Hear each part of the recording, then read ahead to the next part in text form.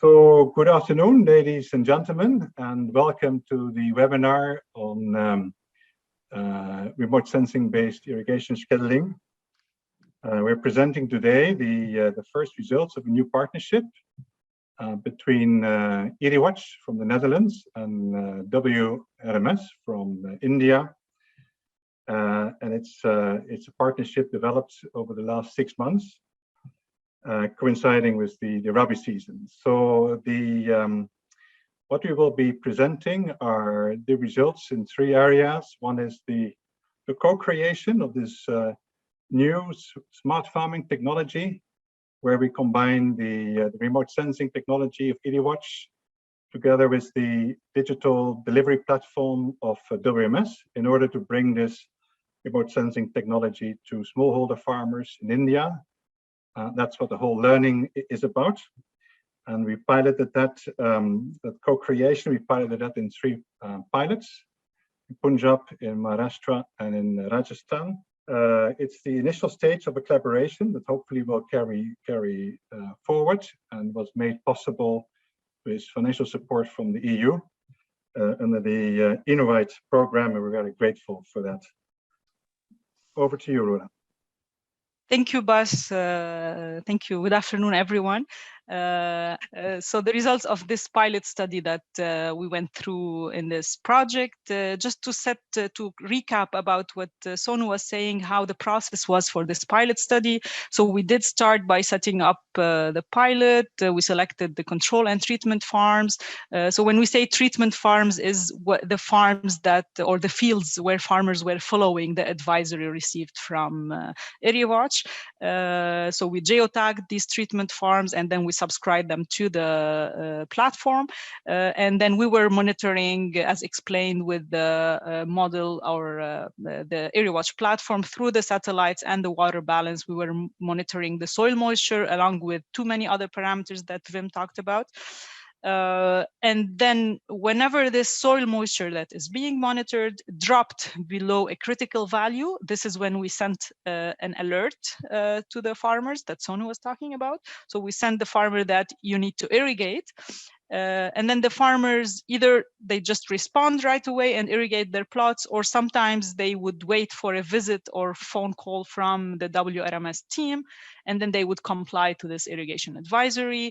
As Sonu showed, we also were doing validation throughout this pilot. So sensors were installed and the flow meter and so on.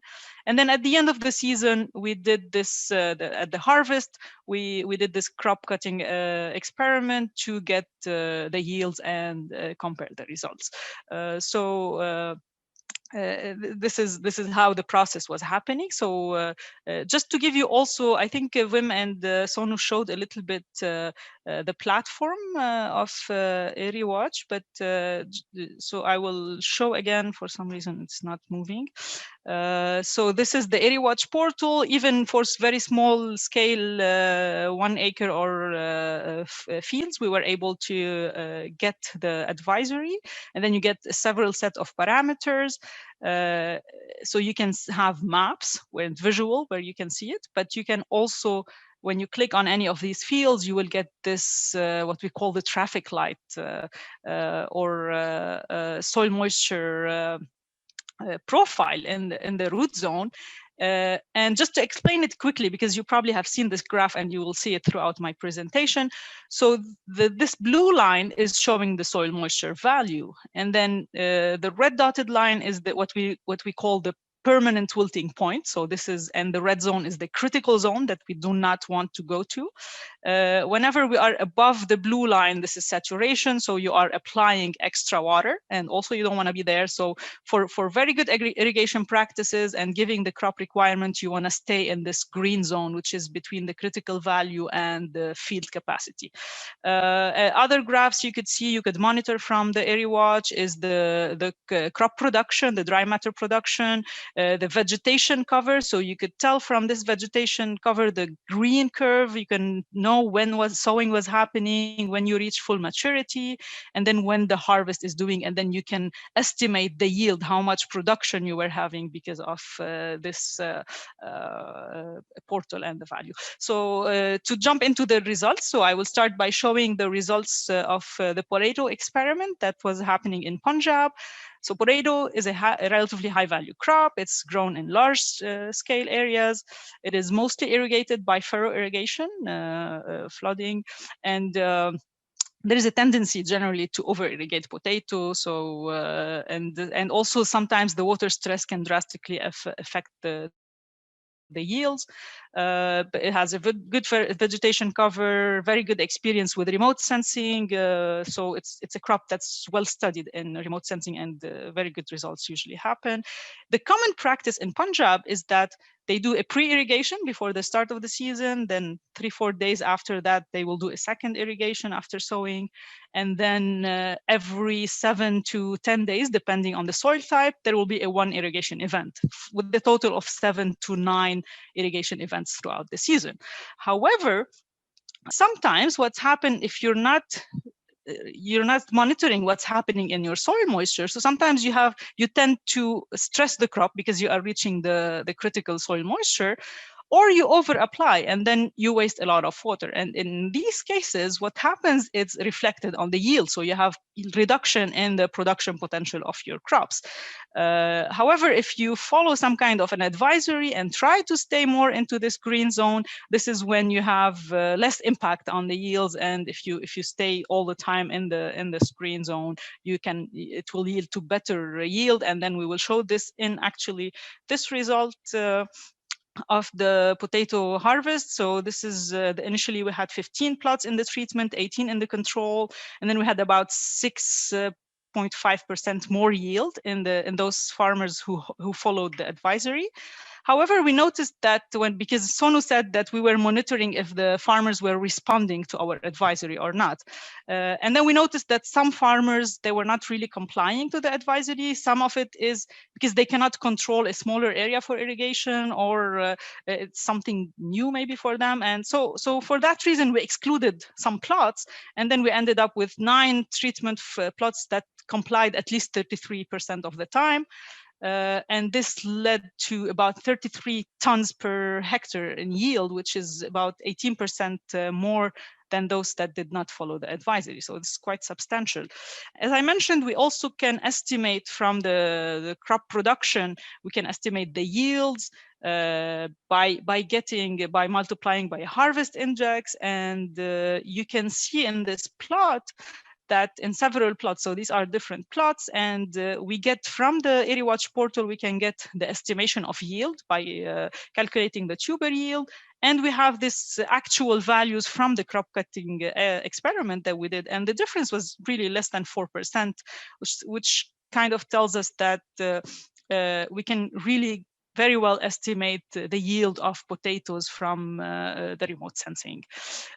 Compiling these two, we get to something called the water productivity. For those of you who don't know what water productivity is, it's basically as if we are saying how many kilograms of potato we can produce with 1 meter cube of water.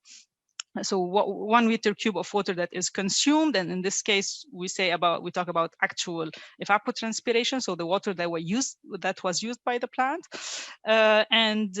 Here we notice very big values actually for water productivity, especially compared to, I would say, maybe international values. So we can somehow say that the Indian farmers with potato are doing really well in terms of water productivity. So producing a lot of tubers for less amount of water. And again, we had more productivity, 12% more productivity for the treatment compared to control. So I'm just going to jump into the grapes. So this happened in Maharashtra, and we also had monitoring for grapes. It is, as you know, it's a high value crop. It's mostly drip irrigated, but there is also a tendency in Maharashtra to apply flood irrigation as extra water during some stages of the crop, because there is a belief that this will improve the productivity. So the common practice is to start irrigation after pruning. Then every 4 or 5 days, there will be one irrigation event with a total of 30 to 40 irrigation events throughout the season. The irrigation is very important for the yield and the quality, and especially when we do deficit irrigation.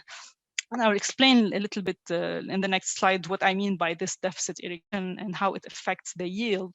But I need to mention here also that we do have a challenge with the grapes, because as you know, the grapes, these vines are spaced a little bit. So there is spacing between these trees. And sometimes some people have, or some farmers have like cover crop, or sometimes there are weeds under the vines.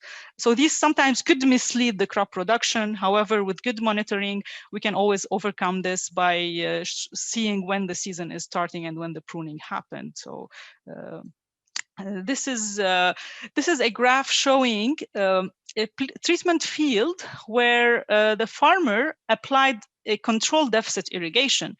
And this controlled deficit irrigation, it happens during a phase that we call the pre-veraison. The pre-veraison is just before the maturity of the grapes seeds. And with this controlled deficit irrigation that you do on purpose, you want to drop this line below the critical moisture value. This is to improve the quality and make it sweeter. So this is something that you can do by monitoring the soil moisture. So not only, so this is a very useful tool for farmers that are looking more into quality of grapes.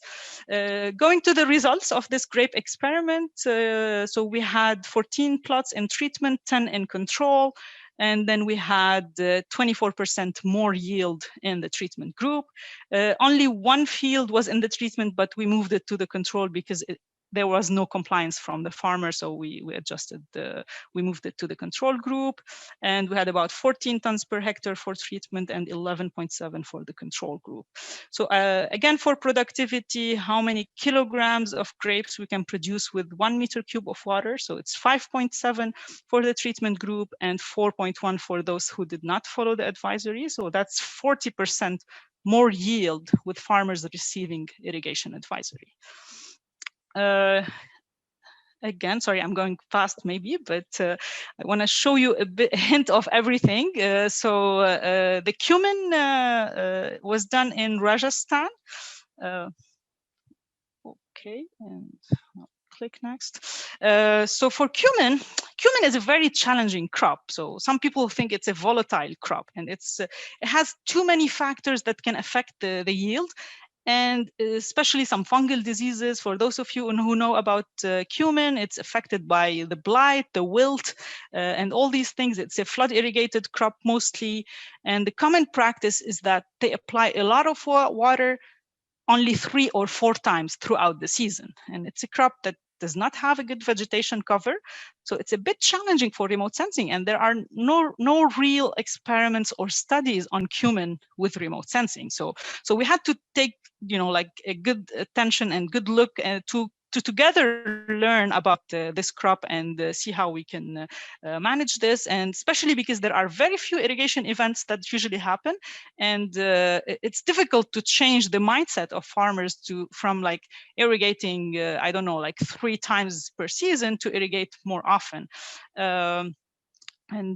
This is are the initial results. So when we looked at the treatment and control groups, I cannot say there were real differences between the 2 groups, but at the same time, we cannot really talk about treatment and control because sometimes the compliance to the advisory was not full, and most of the time there was over irrigation. So it was a lot of water in the root zone that the farmers did not really receive alerts to go and irrigate. There was always high moisture. And then the ranges for yield are high. So we thought, okay, let's take a deeper look and see what was happening in this root zone.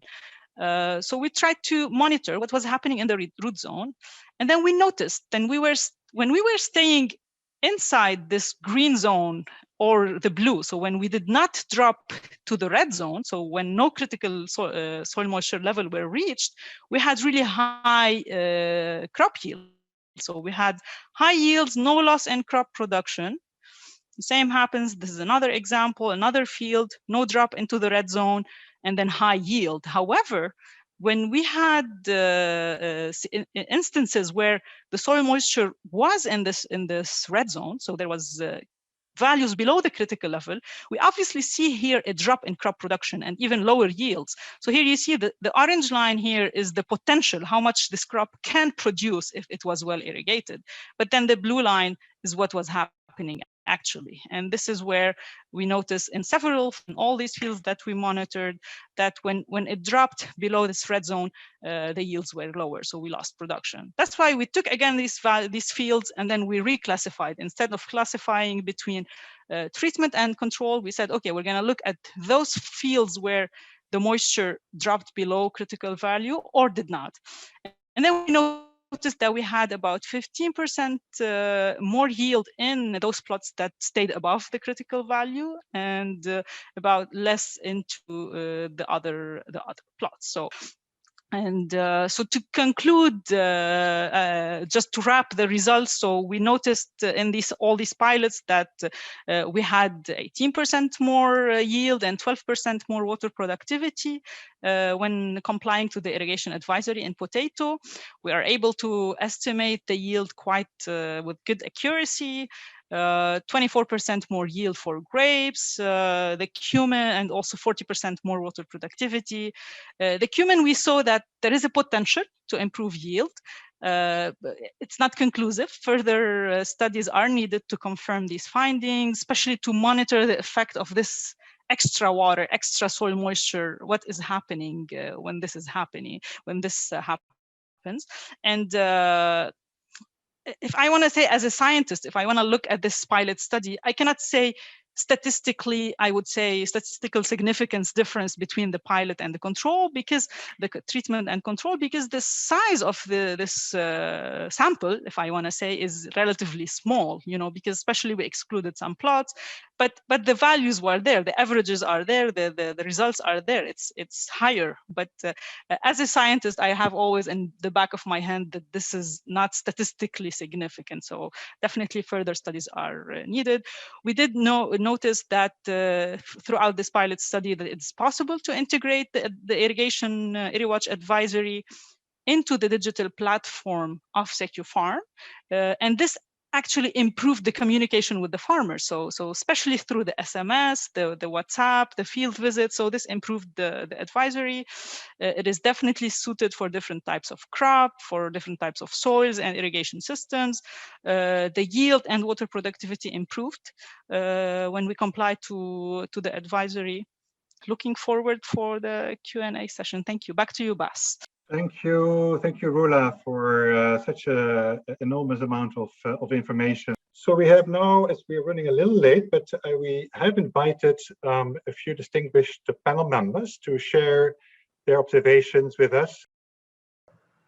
Here comes the role of IrriWatch and SecuFarm platform, because now we have to achieve ultimately the precision irrigation, and because basics have been achieved, and obviously the stage is set for the precision irrigation. And coming to your second question, that what is the role of the private players, corporates, I strongly believe that corporate needs to play an anchor role. We have to be the prime mover of all these initiatives, of course with the support of NGO partners, government organizations, and multilateral agencies.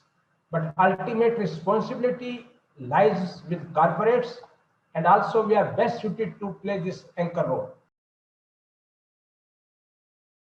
So now the time has come where we need to move to the precision water or water positive agricultures, and this kind of technology, very good technology, I would say, and which is sensor based plus satellite based, and all the geotag plots, I think have given the better yield. The yields data I could see from the Dr. Roula's presentations, not yet shared with me, but very happy to know that in addition to the water budgeting or water credit, it is also giving the better yields compared to the flood, because Punjab farmers, when the water is free and the electricity is free, it is leading to the over moistures and suffocations. And the moment we start taxing water in India, though it will be very tough, yields will automatically go up. That's my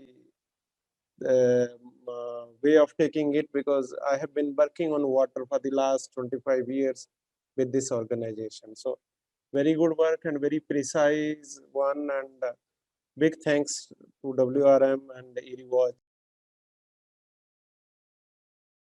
While IrriWatch provided the estimation and the advisory, we validated it against ground observed data, in which we would take samples on a weekly basis from the plots, and using the gravimetric soil moisture method. So using the oven dry methodology, which would then be converted into volumetric soil moisture assessments. And so we were actually tracking it in real time, using on a periodic basis, using laboratory techniques. In terms of impacts, we were very satisfied with the correlation. In fact, the IrriWatch estimation was eerily identical in most cases with regard to the observed data. In fact, in the case of pomegranates, it was 100% convergence. In the case of both onion and maize, marginal variation, which one could quite statistically, though the sample is very small, but within this small sample, it would be perfectly okay to say it was almost identical. So accuracy-wise, excellent. And the ability, the interesting part is, these are very small farms, 1.25 acres. The ability to identify when they actually irrigated was 100%. So they were able to track it. We were quite satisfied. So the first question was, as a bank, whether we would see something profitable here or not. Yes, as a commercial bank, what we want is our farmers to get profit out of their ventures. And if it is remote sensing-based irrigation scheduling, and if it is helping them to reduce their overall expenditure and reduce the management activity of the farm activities, then I think it is definitely helping. I really like the way IrriWatch is approaching, starting with the small farm holdings and trying to improve the irrigation utility and the crop productivity. I really appreciate it. Some challenges from farmers to accept and use this information, information technology. So these are typically not a technology which was demonstrated, but it's more of intelligence tool that farmers need to be interpreted. So today, most of the farming families are well connected. Use smartphones, as an entertainment thing. But when it comes to taking decisions based on the facts and data for an activity which is the only source of livelihood for them, there's an apprehension, and it normally happens when a new things come into act. So thank you all very much. I know we are well over time, and I must say thank you, participants, for staying with us. We have had more than 50 participants, including at this very moment. I have noticed that Wim has been diligently answering the questions of the participants. The Q&A box is empty right now. Thank you, Wim, so much for, you're already anticipating we were going to run late with so many speakers who were able to share all the great insights. So I think it's been a wonderful, informative session. We heard from so many different angles, all around a very tangible exercise that IrriWatch team and Gutiérrez team have put together. So I think we will now not prolong. If there are urgent questions of someone, everyone, all the speakers are available. You can reach out to any of the speakers, to me, to Anuj, Wim, Roula, Sonu, anyone else, post this event, and we will be quite happy to come back to you. So as we are really running out over time, I want to thank all the speakers. I want to thank all the panel members to sharing all your great insights. I want to share Adrian once more for being with us, and also representing the EU in this matter, without which program we would have never been able to be where we are today. So with that, we conclude the webinar. If no one has any urgent final matters to provide, I want to thank all the participants for listening in, and I want to wish you healthy future, and goodbye. Thank you all very much.